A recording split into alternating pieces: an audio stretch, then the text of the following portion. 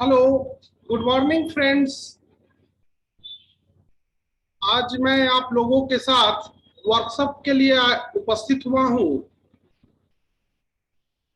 आज मेरा वर्कशॉप का क्लास है और इसके तहत मैं कुछ महत्वपूर्ण सवाल आपके समक्ष रखूंगा और पुनः एक एक कर मैं उसका विश्लेषण करूंगा और उससे संबंधित उत्तर भी आपको बताऊंगा।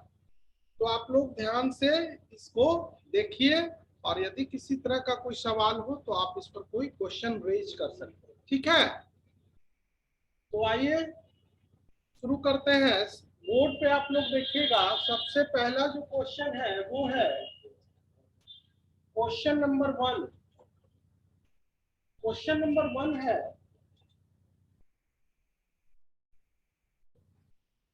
अवध के किस नवाब ने पटना अवध के किस नवाब ने पटना पर विजय प्राप्त की थी? ये क्वेश्चन मैंने आप लोगों के लिए लाया क्योंकि बिहार से स्पेशली रिलेटेड है और बिहार के संबंध में, क्योंकि बीपीएससी में बिहार को लेकर बड़ा सवाल रहते हैं और इस तरह के ही सवाल रहते हैं। तो अवध के किस नवाब ने, तो आंसर है इसका सफदरजंग।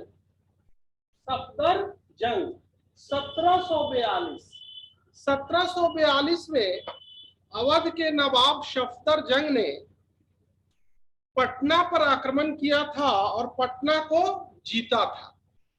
ठीक है, अब यहाँ पे इससे संबंधित आपको गौर ये करना है कि इससे संबंधित और महत्वपूर्ण सवाल क्या हो सकते हैं पीटी में। ठीक है, तो सबसे पहले मैं यहाँ आता हूं आपको अवध। ये अवध क्या है? ये अवध का क्षेत्र क्या था? तो अवध इस 18वीं सदी में भारत में कई छोटे छोटे नए क्षेत्रीय राज्यों की स्थापना हुई। कारण क्या था? तो मुगल साम्राज्य औरंगजेब की मृत्यु के पश्चात निरंतर पतन की ओर अग्रसर थी। स्वाभाविक था कि जब कोई एक बड़ा साम्राज्य में ह्रास की प्रक्रिया प्रारंभ होती है तो कई महत्वाकांक्षी क्षेत्रीय सरदारों द्वारा अपनी महत्वाकांक्षा की पूर्ति हेतु स्वतंत्रता की घोषणा की जाती है। ऐसा ही एक दौर 18वीं सदी में आया जब मुगल बादशाह मोहम्मद शाह के शासनकाल में भारत के अनेक क्षेत्रों में नए स्वतंत्र राज्यों का उदय हुआ, जैसे हैदराबाद, अवध, बंगाल। उसी प्रक्रिया में अवध का भी उदय होता है और अवध के स्वतंत्र राज्य का संस्थापक जो था वो शहादत खां था। अवध के स्वतंत्र राज्य का संस्थापक शहादत खां। ठीक है, ये शहादत खां, शहादत खां अवध के स्वतंत्र राज्य का संस्थापक था। इसे बुरहान उल मुल्क भी कहा जाता है। बुरहान उल मुल्क। शहादत खां की मृत्यु के पश्चात उसका दामाद, शहादत खां को कोई पुत्र नहीं था, अतः उसकी मृत्यु के पश्चात उसका दामाद सफदरजंग अवध का नया नवाब बनता है और इसी सफदरजंग ने 1742 में पटना पे आक्रमण किया था और पटना पे वो अपने कब्जे में ले लिया था। तो ये है अवध के निर्माण। अब आते हैं अवध का इलाका, कौन सा इलाका? आज के समय में यदि हम अवध के इलाका क्षेत्र को यदि देखना चाहते हैं तो वो क्षेत्र कौन था? तो देखिए, अवध का जो रियासत था वो पश्चिम में कन्नौज से लेकर पूरब में कर्मनाशा नदी तक का क्षेत्र अवध का इलाका माना जाता था। ठीक है, आगे चलकर या और एक चीज और है, इसमें गौर कीजिएगा कि अंग्रेजों द्वारा भारतीय रियासतों पर जब विजय की प्रक्रिया प्रारंभ की गई तो ये अवध ही अंतिम रियासत था जिस पर अंग्रेजों ने विजय प्राप्त की थी, और वो समय था 1856। ठीक है, तो इस प्रकार ये क्वेश्चन नंबर 1 पूरा हुआ। अब आते हैं question number 2, sickle cell. Sickle cell रोग क्या है?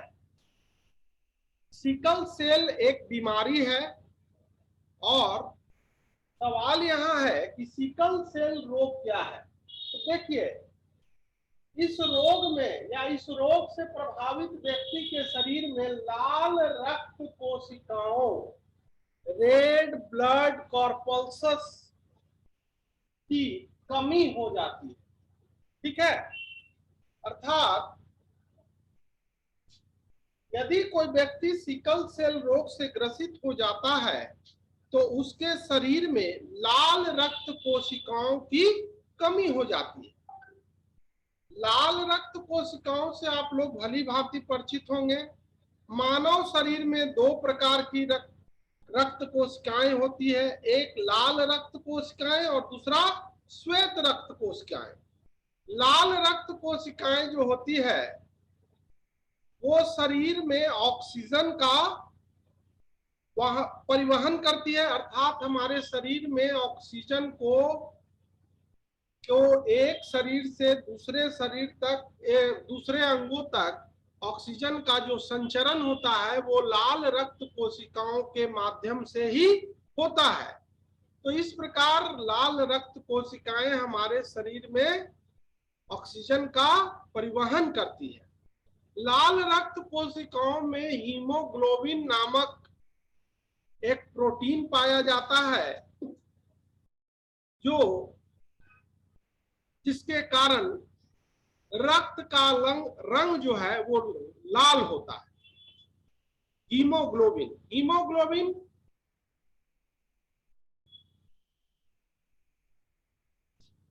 तो सिकल सेल रोग वाले व्यक्ति में ये लाल रक्त कोशिकाओं का अभाव उत्पन्न हो जाता है और धीरे धीरे ये खत्म हो जाता है। परिणाम स्वरूप रोगी के जान जाने की संभावना बनी रहती है।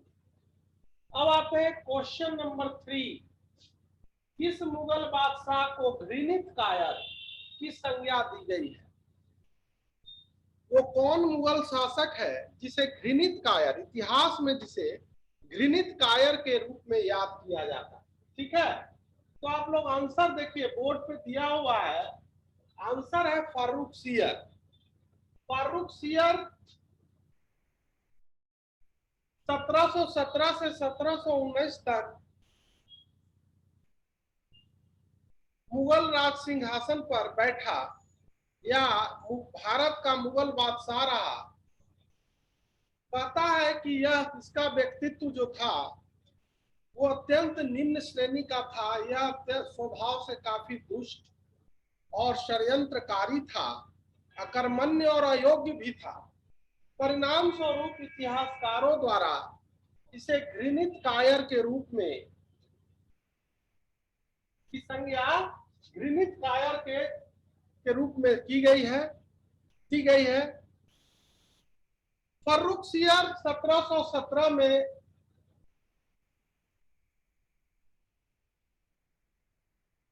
अब्दुल्ला बंधु, जिसको मुगल राजनीति या 18वीं सदी के भारतीय राजनीति का किंग मेकर कहा जाता है, नृप निर्माता। तो ये जो सैयद बंधु थे, सैयद बंधुओं के सहयोग से यह मुगल बादशाह बनता है, लेकिन बाद में यह सैयद बंधुओं के प्रभाव से स्वयं को मुक्त करना चाहता है। परिणाम स्वरूप यह सैयद बंधुओं के खिलाफ षड्यंत्र करने लगता है, लेकिन यह अपने षड्यंत्र में सफल नहीं हो पाता और सैयद बंधु मराठों के सहयोग से फर्रुखसियर को गद्दी से उतार देते हैं और इसकी हत्या कर देते हैं। तो इस प्रकार फर्रुखसियर का अंत हो जाता है। तो ये फर्रुखसियर भारत के इतिहास में घृणित कायर के रूप में जाना जाता है, क्योंकि इसमें एक शासक के गुणों का सर्वथा अभाव पाया जाता है। ठीक है। एक और बात आप लोग याद रखिएगा कि मुगल बादशाह फर्रुखसियर के शासन काल में ही एक महत्वपूर्ण घटना घटी थी, जब सिख नेता बंदा बहादुर को एक संघर्ष में मुगलों ने अरेस्ट किया और बाद में उसकी हत्या कर दी जाती। बंदा बहादुर की हत्या सिख राजनीति के लिए एक गंभीर क्षति मानी जाती है, क्योंकि बंदा बहादुर ही वह व्यक्ति था जो गुरु गोविंद सिंह की मृत्यु के पश्चात सिखों को लीड कर रहा था और काफी सफलतापूर्वक वह सिखों को अपना नेतृत्व प्रदान कर रहा था। तो फर्रुखसियर के शासन काल में बंदा बहादुर की हत्या कर दी जाती है। ये बंदा बहादुर, जैसा कि बंदा बहादुर के विषय में आप लोग परिचित होंगे, ये गुरु गोविंद कश्मीर का रहने वाला था और इसने गुरु गोविंद सिंह से प्रभावित होकर सिख धर्म को स्वीकार किया था और बाद में यह सिखों का महान नेता के रूप में स्थापित हुआ और इसने सिखों के लिए अनेक लड़ाइयां लड़ी। कहा तो ये जाता है कि सिख राज्य की अवधारणा को पहली बार मूर्त स्वरूप यदि किसी ने प्रदान किया तो उस व्यक्ति का नाम भी बंदा बहादुर ही था। आज भी सिखों में बंदा बहादुर को काफी सम्मान के साथ याद किया जाता है और इस बंदा बहादुर की हत्या फर्रुखसियर के शासनकाल में कर दी गई थी। आइए क्वेश्चन नंबर 4, गोंडीवास का युद्ध कब लड़ा गया? सवाल है गोंडीवास का युद्ध कब लड़ा गया? तो 22 जनवरी 1760 को अंग्रेजों और फ्रांसीसियों के बीच गोंडीवास का लड़ाई लड़ा गया।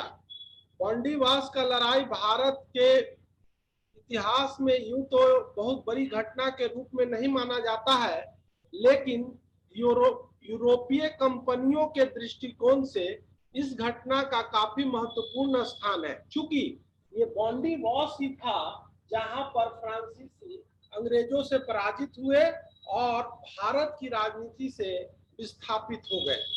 अर्थात भारत में साम्राज्य स्थापना का उनका सपना चकनाचूर हो गया और यह तय हो गया कि यदि कोई यूरोपीय शक्ति भारत में शासन करेगी तो वह होगी ब्रिटिश ईस्ट इंडिया कंपनी।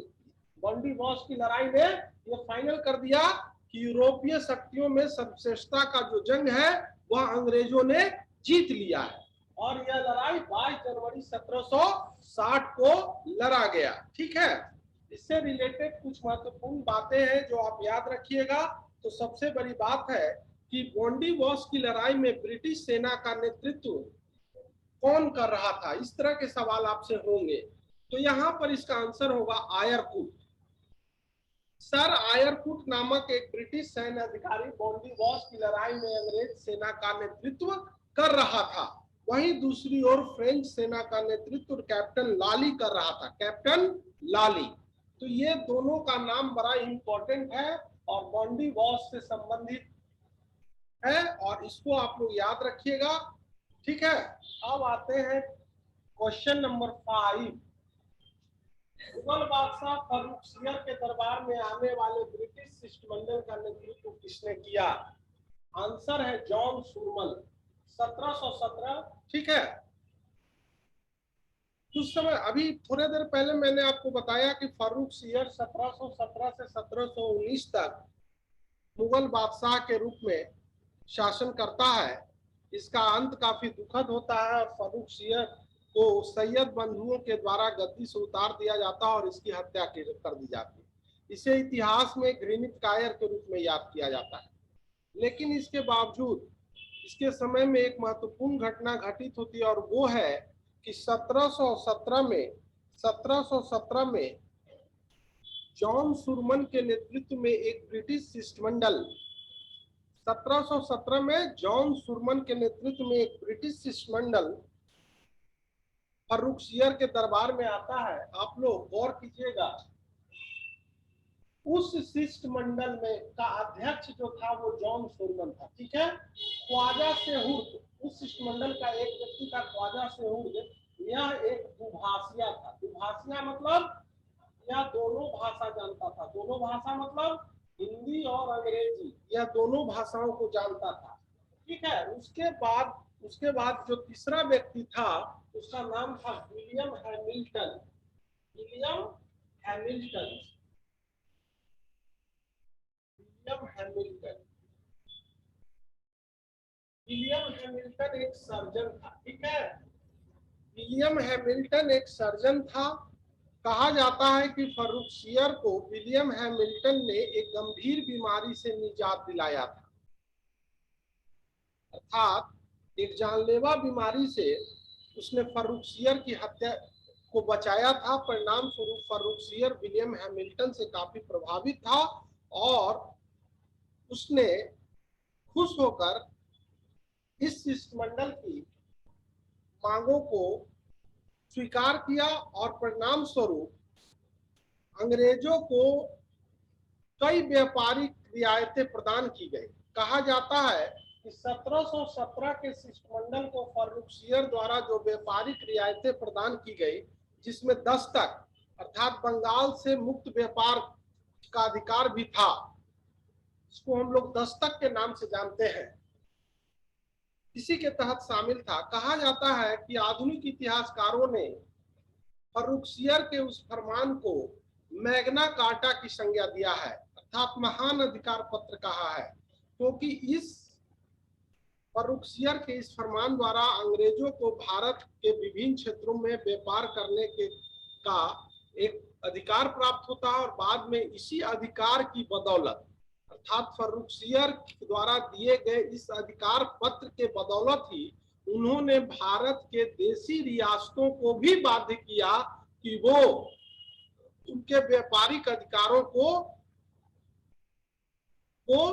की रक्षा करें या उनके व्यापारिक अधिकारों को समाप्त न करने का प्रयास करें। अर्थात उन्होंने इस फरमान के द्वारा भारत के व्यापार में या भारत भूमि पर अपना एक वैध अधिकार प्राप्त किया था, जो आगे चलकर भारत में ब्रिटिश सत्ता की स्थापना में काफी सहायक हुआ। ठीक है, तो ये फर्रुखसियर के समय की एक बहुत ही महत्वपूर्ण घटना थी। अब आते हैं क्वेश्चन नंबर 6। भारत के कुल कितने राज्यों में शराबबंदी कानून लागू है? आंसर है कुल 4। और से देखिएगा, वर्तमान में भारत के कुल 4 राज्यों में शराबबंदी का कानून लागू है। तो कौन कौन से वो राज्य हैं? तो पहला है गुजरात, दूसरा है बिहार, तीसरा है नागालैंड, चौथा है मिजोरम। अर्थात भारत के ये 4 राज्य हैं जिसमें शराबबंदी का कानून लागू है। इसके अतिरिक्त एक केंद्र शासित प्रदेश है, केंद्र शासित प्रदेश है लक्षद्वीप। केंद्र शासित प्रदेश लक्षद्वीप है, वहां भी शराबबंदी का कानून लागू है। यानी कि भारत के कुल 4 राज्य प्लस एक केंद्र शासित प्रदेश में शराबबंदी का कानून लागू है। गुजरात, बिहार, नागालैंड, मिजोरम और केंद्र शासित प्रदेश में लक्षद्वीप। आप लोगों को पता होगा कि बिहार में 2016 में बिहार की वर्तमान सरकार द्वारा शराबबंदी का कानून लागू किया गया था और जो अभी तक यथावत है। एक चीज इससे रिलेटेड जो है वो आप लोग जान लीजिए, शराब चूंकि भारत में शासन से संबंधित विषयों को 3 भागों में बांटा गया है। संविधान के 7वीं अनुसूची में वैसे विषयों का वर्णन किया गया है जिस पर शासन प्रशासन से संबंधित प्रमुख विषयों का वर्णन किया गया है। संविधान की 7वीं अनुसूची में। और इस अनुसूची में 3 प्रकार अर्थात संपूर्ण विषयों को 3 भागों में बांटा गया है, संघ सूची, राज्य सूची, समवर्ती सूची। आप लोगों को पता होगा कि संघ सूची में शामिल विषयों पर कानून बनाने का अधिकार भारत सरकार को है, राज्य सूची में राज्य सरकार और समवर्ती सूची में दोनों को। तो यहाँ पे सवाल उठता है कि ये शराब जो है वो किस सूची में शामिल है। तो शराब राज्य सूची में शामिल विषय है, अर्थात राज्य सूची में शामिल विषयों पर कानून बनाने का अधिकार राज्य की विधानसभा को प्राप्त है। बिहार ने 2016 में यह कानून बनाया जो अभी तक जारी है। यद्यपि इस कानून को लेकर बहुत सी आलोचनाएं भी हो रही है और बहुत से इसके समर्थन में बहुत सी बातें भी कही जा रही है। खैर उस पर हम लोग अभी नहीं जाएंगे। आपको यह देखना है कि शराबबंदी का कानून बिहार में कब लागू हुआ और भारत में कुल कितने राज्यों में शराबबंदी का कानून लागू है। इससे रिलेटेड शराब किस सूची में शामिल है, शराब जो है वो 7वीं अनुसूची के किस सूची में शामिल है, ये आपको भी जानना चाहिए। और इससे रिलेटेड जो एक अन्य महत्वपूर्ण बात है वो है कि शराब या मादक पेय पदार्थों को रोकने के संबंध में राज्य को कानून बनाने का अधिकार संविधान की किस अनुच्छेद के तहत या संविधान के किस अनुच्छेद के तहत राज्यों को प्राप्त है। तो आप गौर कीजिएगा कि राज्य के नीति निर्देशक तत्वों के अंतर्गत अनुच्छेद 47 में कहा गया है कि राज्य मादक पेय एवं स्वास्थ्य के लिए हानिकारक औषधियों के प्रयोग को प्रतिबंधित करने का प्रयास करे।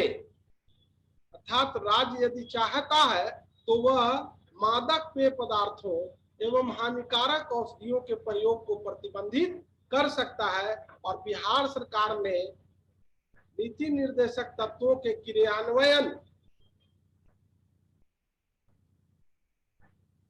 की दिशा में प्रयास करते हुए 2016 में शराब को प्रतिबंधित किया। तो ये इस तरह के सवाल हैं और इस तरह का आगे चलकर आप यदि नीति निर्देशक तत्वों के क्रियान्वयन के विषय में यदि पढ़ेंगे तो आपको इसमें एक पॉइंट आपका ये भी जुड़ जाएगा। अगला सवाल है, एक चीज और आप लोग गौर कीजिएगा कि शराब जो है वो भारत में विशेषकर राज्य सरकारों के लिए राजस्व प्राप्ति का एक बहुत बड़ा स्रोत है। वर्तमान में ऐसा अनुमान है कि कुल राष्ट्रीय करों में 1 लाख करोड़ रुपए का योगदान शराब के टैक्स से या आबकारी टैक्स से प्राप्त होता है। 1 लाख करोड़, भारत में 1 लाख करोड़ रुपए का राजस्व शराब से प्राप्त होता है सरकार को। यानी कि भारत के राजस्व में शराब की भूमिका काफी महत्वपूर्ण है। इसीलिए बहुत से राज्य सरकार शराबबंदी को लेकर आनाकानी भी करते हैं और बार बार अपने संसाधनों, अल्प संसाधनों का हवाला देते हैं। बिहार सरकार ने इस दिशा में महत्वपूर्ण प्रयास किया है और एक मतलब साहसिक प्रयास भी कहिए। यद्यपि वर्तमान में इस कानून के क्रियान्वयन को लेकर कुछ आलोचनाएं की जाती है, लेकिन वास्तव में यह बिहार सरकार का एक साहसिक प्रयास माना जाता है। अब आते हैं question number 7। Doctor APJ Abdul Kalam द्वीप कहाँ स्थित है? आंसर है इसका उड़ीसा का बालासोर तट। उड़ीसा का बालासोर तट। उड़ीसा पूर्वी तट या पूर्वी तटीय राज्य है, पूर्वी समुद्र तटीय राज्य है और उड़ीसा के बालासोर तट पर डॉक्टर एपीजे अब्दुल कलाम द्वीप का स्थित है। यह द्वीप मुख्य रूप से मिसाइल प्रक्षेपण के लिए प्रसिद्ध है। मिसाइल प्रक्षेपण, जिस प्रकार श्रीहरिकोटा जो है वो इसरो का प्रक्षेपण स्थल है जहां से इसरो द्वारा अपने अंतरिक्ष प्रौद्योगिकी के हेतु कार्यक्रमों को संचालित किया जाता है और बहुत से रॉकेट वगैरह जो अंतरिक्ष में भेजे जाते हैं, उपग्रह वगैरह, वो इसरो के से। उसी प्रकार भारत के मिसाइल कार्यक्रम की दृष्टिकोण से बालासोर तट काफी महत्वपूर्ण है और यहाँ पर भारत द्वारा निर्मित किए गए मिसाइलों का परीक्षण किया जाता है। अब जैसा कि अभी हाल में बैलिस्टिक मिसाइल अग्नि प्राइम का ये इस द्वीप से, अब्दुल कलाम द्वीप से प्रक्षेपण किया गया है। अग्नि प्राइम भारत का एक बैलिस्टिक मिसाइल है जो भारत के मिसाइल कार्यक्रम का एक प्रमुख हिस्सा है। जैसा कि आप लोगों को जानकारी होगी कि भारत का मिसाइल कार्यक्रम भारत सरकार का एक महत्वाकांक्षी कार्यक्रम है, जिसके तहत अग्नि, पृथ्वी, नाग, त्रिशूल 4 प्रकार के मिसाइलों का निर्माण किया जा रहा है और उसी के तहत अग्नि प्राइम मिसाइल का परीक्षण किया गया है। तो ये हुआ question number 7। Doctor APJ Abdul Kalam के नाम से तो आप लोग परिचित ही होंगे, क्योंकि डॉक्टर एपीजे अब्दुल कलाम को मिसाइल मैन के नाम से भी जाना जाता है। भारत के मिसाइल कार्यक्रम के जनक ये माने जाते हैं। परिणाम स्वरूप बालासोर तट को भी एपीजे अब्दुल कलाम द्वीप का नाम दिया गया है। तो यह एपीजे अब्दुल कलाम को एक ट्रिब्यूट है भारत सरकार का, ठीक है। तो ये आप लोग देखा आप लोग। अब आते हैं क्वेश्चन नंबर 8। राजीव गांधी ओरंग राष्ट्रीय उद्यान कहाँ स्थित है? तो इसका आंसर है असम। राजीव गांधी ओरंग राष्ट्रीय उद्यान जो है वो असम में स्थित है, ठीक है। असम भारत का एक प्रमुख राज्य है जो पूर्वोत्तर अर्थात नॉर्थ ईस्ट का एक प्रमुख राज्य है और असम जो है वो ऐतिहासिक दृष्टिकोण से भी काफी महत्वपूर्ण रहा है। प्राचीन काल में असम को कामरूप के नाम से जाना जाता था, ठीक है। और असम में कामरूप के नाम से जाना जाता था। असम की बहुत सारी विशेषताएं हैं, यहाँ पर तो उन सबों की चर्चा मैं नहीं कर पाऊंगा, लेकिन कुछ मामलों में खासकर चूंकि क्वेश्चन है राष्ट्रीय उद्यान को लेकर, तो आपको जानना चाहिए कि असम में अनेक महत्वपूर्ण राष्ट्रीय उद्यान स्थित हैं। जैसे एक आपने देखा कि राजीव गांधी ओरंग राष्ट्रीय उद्यान, इसके अलावे अन्य महत्वपूर्ण राष्ट्रीय उद्यान जैसे ढिब्रू सैखोवा, मानस, नामेरी, काजीरंगा, अर्थात राजीव गांधी ओरंग राष्ट्रीय उद्यान के अतिरिक्त यहाँ पर ढिब्रू सैखोवा, मानस, काजीरंगा और नामेरी वन्य जीव अभयारण्य भी स्थित है।